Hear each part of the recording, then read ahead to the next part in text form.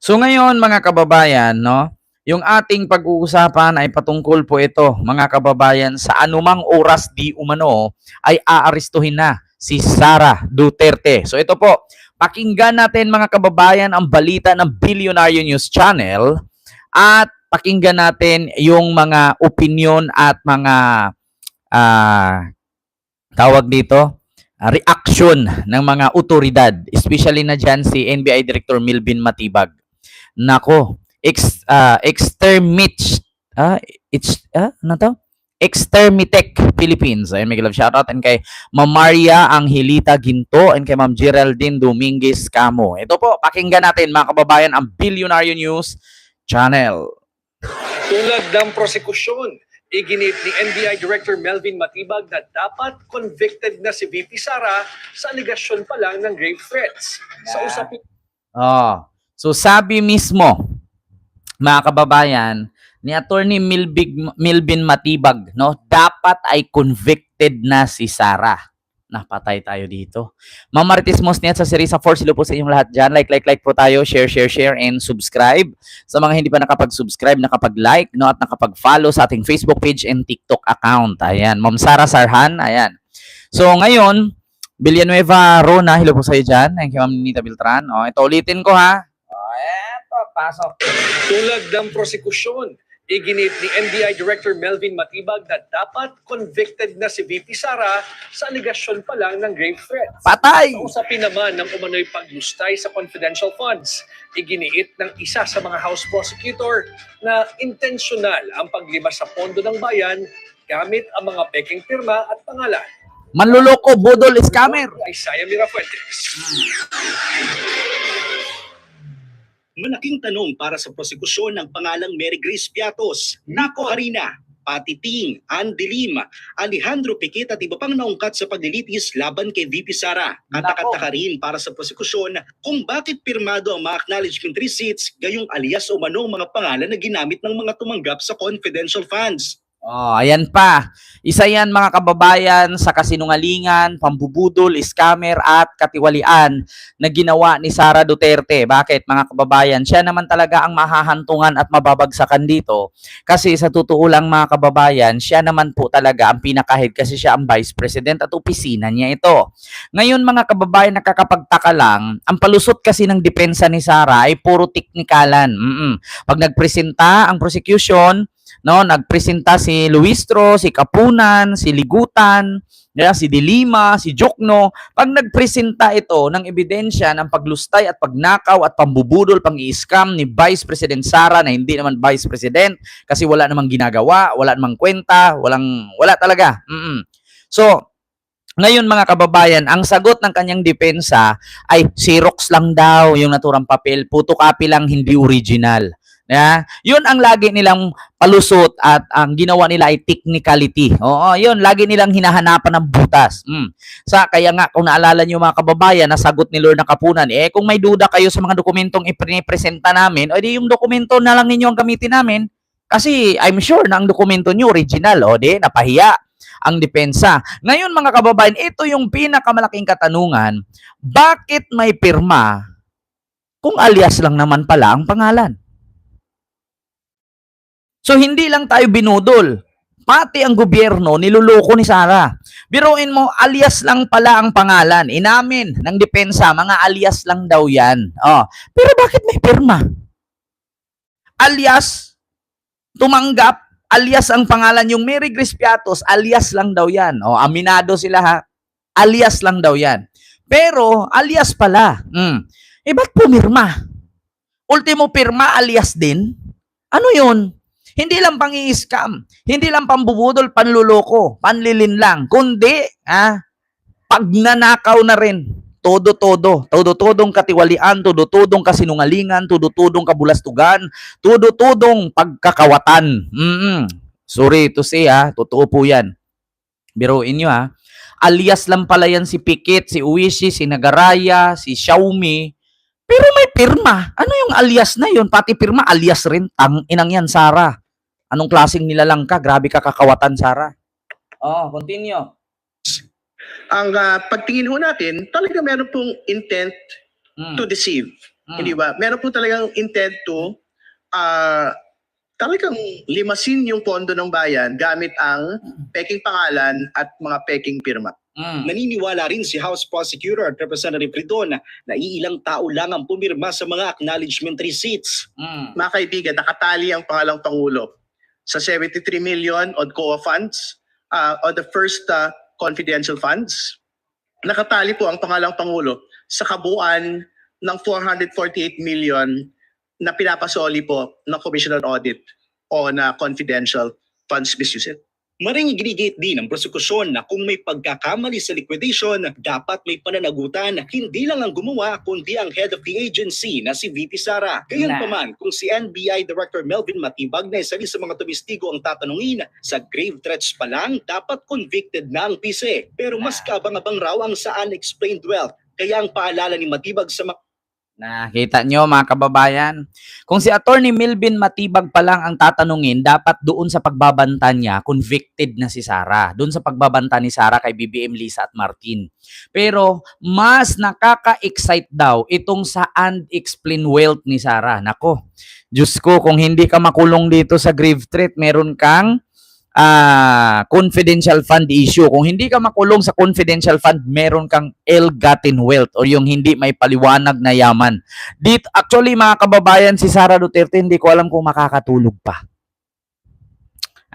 Mga kababayan, hindi ko lang sure kung si Sara ay makakatulog. O, hindi ko lang sure kung natulog ba ata. Baka minsan umiinom ng gamot yan, 5 pirasong sleeping pills every night.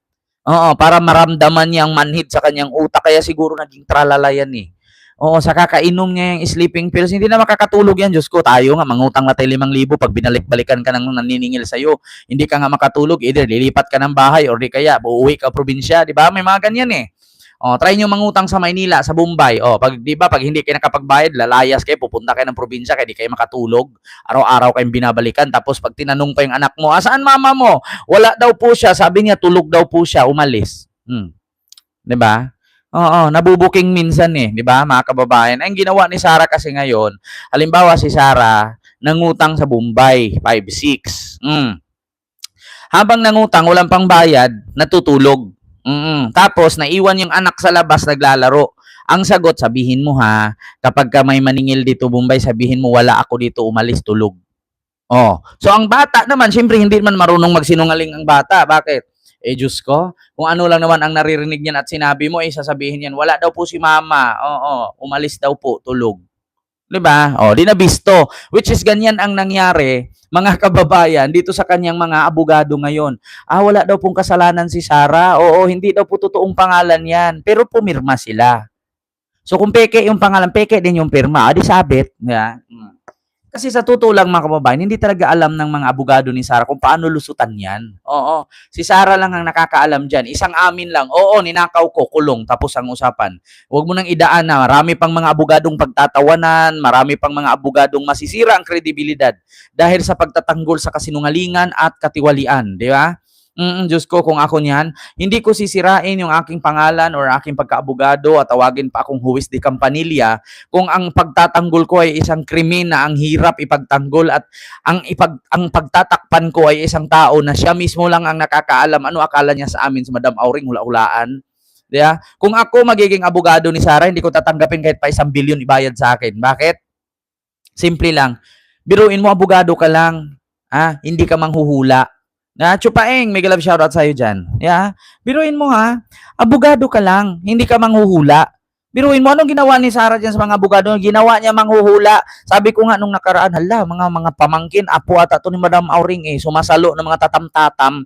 Alam niyo yung tatam-tatam, yung mga magic-magic. Ito yata yung mga pinamanahan ni Madam Auring. Bakit? Kulang na lang lagyan ng bulang kristal dyan sa harapan ng hearing. Tapos tatanungin mo, bulang kristal. Sabihin mo sa amin kung pwede bang sabihin at itanong yung mga peking katanungan. Okay yan. Kaya sabi yung lalaki sa likod ni Lorna Kapunan, wah! Nga ganon, di ba? Ay, nako. Continue. Sa mga titisdigo pa lang, matakot siguro sila kung magsisinungaling sila. Baka una-una dapat matakot kayo sa Diyos at sa taong bayan na sisingilin kayo eventually kung hindi kayo magsasabi ng totoo. Para naman kay dating Senate President Franklin Drilon na dati ring Senator Judge sa impeachment trial laban kay former President Erap Estrada at late former Chief Justice Renato Corona ang tatanungin, nasa kamay lang ng Senate Impeachment Court ang magiging takbo ng paglilitis at hindi dapat panghimasukan ng Korte Suprema. Nako po. Dapat hindi makialam ang Korte Suprema. Dahil sa maliwanag naman ang nakalagay sa Ligang Batas niya. This Senate as an impeachment court shall be the sole power to try and decide. Ayon pa kay Drilon, hamon sa impeachment court kung paano sila kakagatin ng taong bayan dahil kung siya raw ang tatanungin, boring ang paglilitis. Para sa Agenda Weekend, Isaiah Mirafuentes, Billionaire News Channel. Paano hindi maboring? Kahit ako nabuburingan, kaya nga minsan pag nagsalita si Lorna Kapunan, natatawa na lang ako eh. Sa totoo lang boring, para kang nanonood ng para kang nanonood ng drama noong panahon ng 80s at 90s. Yeah? Kaya nga pag may lumabas na mga movie sa Hollywood, hindi na pinatangkilik yung mga Filipino movie. Kasi boring. Yeah? Parang ganun. Sa totoo lang, Ma'am Lily Tonini, hello po sa inyong lahat dyan. Yeah, sa totoo lang mga kababayan, paano hindi maging boring? Una, yung mga senador, nakikita po natin kung sino-sino yung, biruin nyo ang usapin dito, impeachment trial, tas magugulat ka, biglang mag-manifest. Yeah? Biglang mag-manifest at sabihin, ako si Alan Cayetano, sa mga nagsabing may korupsyon sa Taguig, putang ina, ba't mo i-insert yung korupsyon sa Taguig? Yeah? Ang usapin dito ay hearing ni Sara sa impeachment. Yeah? Yung paglustay niya sa confidential fund, pag nakaw niya at hindi niya may paliwanag na kayamanan. Yun dapat ang tatalakayin niyo, tapos maya-maya, meron na naman, mag-manifest ako si Robin Padilla. Sana yung gumawa ng script dyan, pagdawit sa amin ni Bunuan, ay sana ituloy-tuloy na, di ba? Talagang boring. Bakit? Ang usapan dyan sa hearing, impeachment. Pero magugulat ka, pati buhay nila, kwininto na. Yeah? Di ba ang hirap? Ang daming ini-insert. Yan yung manifestation. Mga irregular, may tawag dyan eh. Yung walang latoy-latoy na manifestation, tapos bigla pang susulpot si Robin Padilla. Alam mo ba kung magkano ang pondo sa mga pagre-recruit ng mga estudyante para sa NPA? Alam mo ba kung sa Mindanao ka na-assign, alam mo ba yung yung relihiyong Islam? Ngayon, nasa Mindanao ka, so may alam ka ba sa mga kaibigan nating Islam? Alam mo ba magsalita ng Islam? Yan, putang ina, yung pinagtatanong, wala naman doon sa, hindi naman related sa impeachment. Diba? Diyos ko naman, mga kababayan. Kaya yung mga lumang, yung mga dating senador na nagretiro na, pagiging senador, isa lang ang masasabi, maskin si PBBM, natawa. Yun nga daw isyong ganyan sa Senado, yung putukan sa Senado, personalang away sa Senado. Sabi ni PBBM, kami dati ni Ralph Recto, kaya natawa na lang ako nung nagkatinginan kaming dalawa kasi kami dati kapag may away kami dyan patungkol sa batas, hindi naman kami personalan. Pagkatapos ng away namin dyan sa hearing, paglabas, close naman ulit. Kasi hindi naman parte ng personal life yun eh. Di ba? Kita nyo, mga kababayan? Oo. Kaya sa totoo lang, mga kababayan, napaka-boring talaga. So narinig nyo naman mga kababayan, mismo, sinabi, mga kababayan, sinabi mismo ni Attorney Melvin Matibag na sa tutuusin sa kasong grave threat ay dapat convicted na si Sara. Yeah? Biruin nyo, Diyos ko mga kababayan, anytime daw di umano ay dadamputin na si Lustay. Eto, tignan nyo mga kababayan, natataranta na yung kampo ni Sara. Tignan ninyo kung bakit. Ito. Mga kababayan, pinapabasura na. Arrest warrant ay isa sa mga bagay na hiningi namin sa korte, na wag muna siya mag-issue habang dinidinig pa itong usapang ito nga tungkol sa jurisdiction. At masasabi ko lang, ang issuance of a warrant is an exercise of jurisdiction. Meaning, para makapag-issue ang korte ng isang warrant of arrest, kailangan meron siyang jurisdiction. Kasong kriminal ang kinakaharap ni Vice President Sara Duterte sa Quezon City Regional Trial Court, kaugnay ng 3 counts of grave threats na isinampa laban sa kanya ng Department of Justice. Kinokontra ito ngayon ng kampo ng bise sa pamamagitan ng motion to quash o hiling na mabaliwala o madismiss ang kaso. Nakapaloob rin dito ang hiling na ipagpaliban ang paglalabas ng arrest warrant laban sa pangalawang Pangulo. Ayon kay Attorney Paul Lawrence Lim, abogado ni VP Sara, walang jurisdiksyon ng korte sa kanyang kliyente dahil ito ay isang impeachable official. Yan din ang sentro ng kanilang inihaing manifestation sa husgado. Ikwento nyo yan eh. Ha? Kwento nyo yan eh. Salaysay nyo yan eh. Na wala daw power ang korte na arestuhin si Sara. Kwento nyo yan. Bakit yung ibang abogado ang sabi, okay arestuhin si Sara? Bakit kayo hindi? Kwento nyo yan. Actually naman talaga mga kababayan, ang mga abogado parang vlogger yan. May mga kanya-kanyang term. May mga kanya-kanyang tawag. May mga kanya-kanyang gimmick. May mga kanya-kanyang estilo. Diba? Sinong nagsabi na hindi pwedeng arestuhin si Sara kasi siya ay sitting vice president? Pangalawa, si Sara ay walang immunity, hindi siya presidente. Presidente lang ang may immunity, si Sara wala. Yeah? Ito, pakinggan natin mga kababayan, ha? Saan na ba 'yon? Mga kababayan, kasi natataranta na yung kampo ni Sara eh. Mga kababayan. Ito, pakinggan natin. Meron ba talagang immunity si Sara para hindi siya arestuhin? Ito. Hindi man direktang nakasaad sa 1987 Constitution, kinikilala naman ng Korte Suprema ang legal na prinsipyo at jurisprudence na hindi pwedeng kasuhan habang nasa poder ang Pangulo ng Bansa. Ayon sa isang legal expert, hindi tulad ng Pangulo, walang immunity from suit ang pangalawang Pangulo ng Pilipinas. Kita nyo? Sinong abogadong nagsabing hindi pwedeng kasuhan si Sara? Hindi pwedeng arestuhin kasi siya ay sitting vice president. Nasa saligang batas sa Philippine Constitution, ang 1986 Constitution, presidente lang na kahit tadtarin mo ng kaso ay hindi tinatablan. Pero ang vice president ay hindi siya kasali. Ano ka, anak ng Diyos? Nakulong nga yung anak ng Diyos na kilala ko na kayang magpahinto ng lindol. Ikaw pa kaya? Ulitin ko pakinggan ninyo mga kababayan. Ambisyosang palaka. Kala mo naman presidente siya na hindi siya tatablan. Wala kang immunity, uy. Gago. Feeling powerful ka naman. Hayop ka. Kaya ba mga kababayan nakiusap? Kaya ba humiling ng closed door meeting? Yun ba ang rason? Kasi sa totoo lang, mga kababayan, nasa mga kamay lang talaga ni PBBM, nasa dulo ng bullpen. Pag pinirmahan ni Marcos Jr. yan, tiklo si Buday. Putragis na yan. Hindi man direktang nakasaad sa 1987 Constitution, kinikilala naman ng Korte Suprema ang legal na prinsipyo at jurisprudence na hindi pwedeng kasuhan habang nasa poder ang Pangulo ng Bansa. Ayon sa isang legal expert, hindi tulad ng Pangulo, walang immunity from suit ang pangalawang Pangulo ng Pilipinas. Ibig sabihin, pwede siyang sampahan ng kasong kriminal sa regular na korte.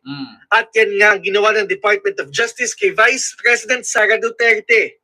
Nang kasuhan siya ng grave threat sa Quezon City Regional Trial Court itong nagdaang linggo. Kaugnay ito ng pagbabanta umano niya sa buhay ni Pangulong Ferdinand Marcos Jr., First Lady Liza Marcos at dating House Speaker Martin Romualdez. Mamiya halilihilo po. Kita nyo, mga kababayan? Narinig ninyo yung sinasabi, hindi si Sara katulad ng presidente. Ang presidente merong immunity suit. Yun ang ibig sabihin ng immunity ay kahit kasuhan mo yan, hindi po pwede. Kasi may immunity, presidente yan eh. Hindi katatablan. Pero ang vice presidente, walang ganun, oy, wag ambisyosa.